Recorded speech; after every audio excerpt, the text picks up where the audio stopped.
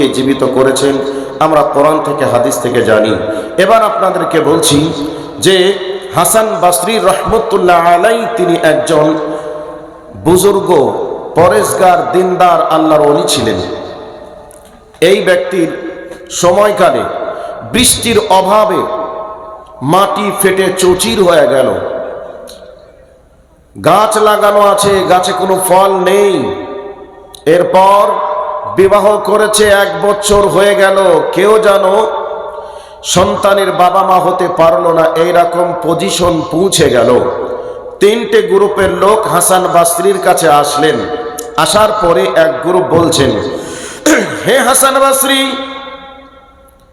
আপনি নামাজ পড়েন, রোজা রাখেন, আল্লাহর সঙ্গে আপনার চরম পরম সম্পর্ক রয়েছে, আপনি একটু আমাদের জন্য আল্লাহর কাছে দোয়া করুন যাতে করে আল্লাহ পাক বৃষ্টি দিয়ে এই মৃত জমিনকে জীবিত করেন আর আল্লাহ পাক আমাদের গাছ থেকে ফলমূলের ব্যবস্থা করে দেন।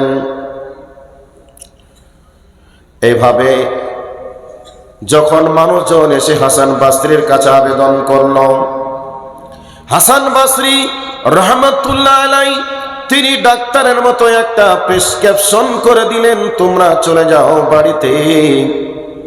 কোরআনের আয়াত থেকে তিনি প্রেসক্রিপশন দিয়ে দিলেন, ফাকুলতুস্তাগফিরু রাব্বাকুম ইন্নাহু কানা গফফারা, তোমরা আল্লাহর কাছে ক্ষমা চাও, আল্লাহ রাব্বুল আলামিন তোমাদেরকে ক্ষমা করবেন, মাফ করবেন। ইউরসিলিস সামাআ আলাইকুম মিদরারা, আল্লাহ রাব্বুল আলামিন আসমান থেকে পানির ব্যবস্থা করে দিবেন। ওয়া ইউমদিদুকুম বিআমওয়ালিন ওয়া বানিনা, আল্লাহ রাব্বুল আলামিন বলেন তাহলে তোমাদেরকে আল্লাহ পাক সম্পদ এবং সন্তান দিয়ে সমৃদ্ধ করবেন। হাসান বসরি কোরআনের এই আয়াতটা দিয়ে তাদেরকে নসিহত করলেন, প্রেসক্রিপশন দিয়ে দিলেন, চলে যাও বাড়িতে।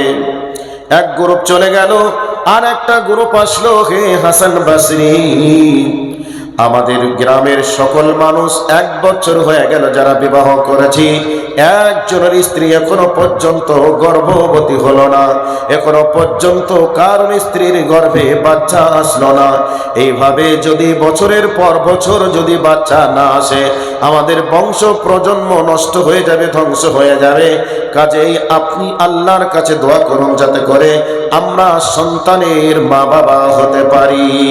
হাসান বসরি ওই গ্রুপটাকেও বললেন, ফাকুলতুস্তাগফিরু রাব্বাকুম ইন্নাহু কানা গফফারা, তোমরা চলে যাও বাড়িতে, তওবা করে নাও।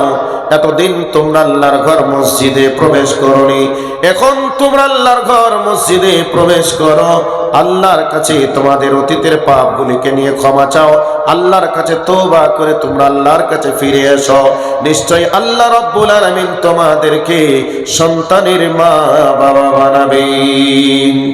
আর একটা গ্রুপ আসলো, হে হাসান বসরি, আপনি আল্লাহর কাছে বৃষ্টির জন্য দোয়া করুন যাতে করে আমাদের এই মৃত জমিনকে জীবিত করে আমরা যাতে করে জমিন থেকে চাষাবাদ করে আমরা জীবিকা নির্বাহ করতে পারি, একটু আল্লাহর কাছে দোয়া করুন।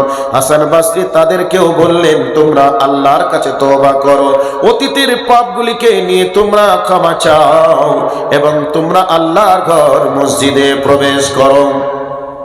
3টে গ্রুপকে একই কথা বলে 3টা গ্রুপকে পাঠিয়ে দিলেন। 3টা গ্রুপের লোক কিছুদিন পরে আবার চলে আসলো, হাসান বসরিকে বললেন, হে হাসান বসরি, বৃষ্টির অভাবে আমাদের জমিনটা মৃত হয়ে গিয়েছিল, মরে গিয়েছিল, কিন্তু এখন বৃষ্টি আল্লাহ রাব্বুল আলামিন দান করে মৃত জমিনকে জীবিত করেছেন আর আমাদের জমিনটা আবার চাষ আবাদ যোগ্য হয়ে গেছে। অতএব আল্লাহর কাছে আমরা ফিরে এসে আমরা নগদ টাটকা রেজাল্ট পেয়ে গেছি, আপনি যা বলেছেন ওই মতো আমরা করেছি, বিনিময়ে আল্লাহ আমাদের মৃত জমিনকে আবার জীবিত করে দিয়েছে। আর একটা গ্রুপ আসলেন, গ্রুপের লোকগুলি বলল, হে হাসান বসরি, আপনি যেমন বলেছিলেন আপনার কথা মতো আমরা সেভাবে চলেছি। আমাদের গাছ দাঁড়িয়েছিল, গাছে কোনো ফল ছিল না, ফসল ফুল ছিল না, এখন আমাদের গাছে ফুল ধরেছে, ফল ধরেছে। অতএব আপনার কথা মতো আমরা নগদ রেজাল্ট পেয়েছি। আর একটা গ্রুপ চলে আসলো, হে হাসান বসরি, আপনার কথা মতো চলার কারণে আমাদের স্ত্রীরা এখন অনেকজন গর্ভবতী হয়ে গেছে, অতএব নিশ্চয়ই আমরা সন্তানের মা বাবা হতে পারবো। বোঝা গেল আল্লাহ রাব্বুল আলামিনের ওহির বিধানের কাছে মাথা নত করা বাদ দিয়ে যারা দুনিয়ায় পাপের সঙ্গে যারা আপোষ করে চলবে, তাদেরকে আল্লাহ পাক বিভিন্ন দিক থেকে বিভিন্নভাবে আযাব তিনি দিয়ে থাকেন। কোন সময় আল্লাহ রাব্বুল আলামিন আকাশের বৃষ্টিকে বন্ধ করে দেন, আবার কোন সময় আল্লাহ পাক আসমান থেকে বিভিন্ন রকমের আযাব গজব দিয়ে মানুষকে ধ্বংস করে দেন। আবার কোন সময় অত্যাচারী শাসককে নিযুক্ত করে পিটানির ব্যবস্থা করেন। আমরা মুসলমান, আজকে নামকে হস্তে মুসলমান, কিন্তু কর্মের ভিত্তি ইহুদি এবং খ্রিস্টানদের মতো। এই জন্য আমাদের চলাফেরা, ওঠা বসা, খাওয়া দাওয়া, লেনদেন, ক্রয় বিক্রয় সবই জানো আজকে অমুসলিমদের মতো হয়ে গেছে।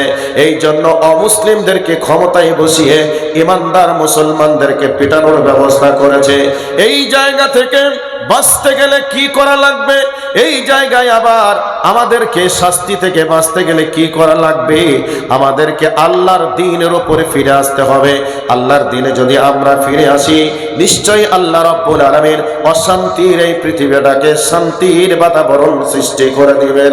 যেই জালেমরা আমাদের উপরে অত্যাচার করছে, ওই জালেমগুলিকে আল্লাহ পাক আমাদের শাসনের জন্য বসিয়ে রেখেছেন। তারা আমাদেরকে দেখলে যেন চোখ গরম করে তাকায়, কিন্তু আমরা যখন আরশে আজিমওয়ালাকে আমরা যখন সন্তুষ্ট করে দিব, তখন তাদের মাথা থেকে আল্লাহ রাব্বুল আলামিন কুচিন্তাটাকে সরিয়ে দিবেন এবং এই পৃথিবীটা আবার শান্তির পৃথিবী হবে যখনই আমরা আল্লাহর দিকে ফিরে আসব।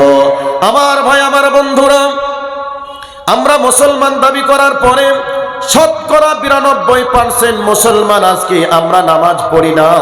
আবার যারা নামাজ পড়ে তারা রসুলের পদ্ধতি অনুযায়ী নামাজ তারা জানে না। আবার রসুলের পদ্ধতি অনুযায়ী নামাজ পড়লেও তাদের অনেকের রুজির ব্যাপারে সমস্যা আছে, অনেকের আবার চলাফেরার ব্যাপারে সমস্যা আছে। এখান থেকে বোঝা গেল যারা নামাজ পড়ে তাদের ভিতরেও ভেজাল আছে। আর এদিকে 92% 100 জনের 92 জন আজকে আমরা বেনামাজি হয়ে আছি। যতদিন পর্যন্ত আমরা আল্লাহর ওহির বিধানের কাছে মাথা নত না করব, ততদিন পর্যন্ত আমাদের উপরে এই জুলুম অত্যাচার চলবে। জুলুম অত্যাচার তখনই বন্ধ হবে যখন আমরা আল্লাহর কাছে ফিরে আসব।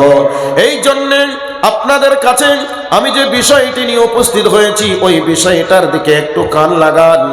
ওই যে আমি আপনাদের কাছে হাসান বসরির 3টা টিপস দিলাম আপনাদেরকে, তিনি 3 জন গ্রুপ বা 3টা গ্রুপের লোককেই আল্লাহর কাছে ফিরে আসার কথা বলেছিলেন। আর 3টা গ্রুপের লোক নগদ রেজাল্ট পেয়ে হাসান বসরি রহমতুল্লাহ আলাইহির কাছে জানিয়েছিলেন।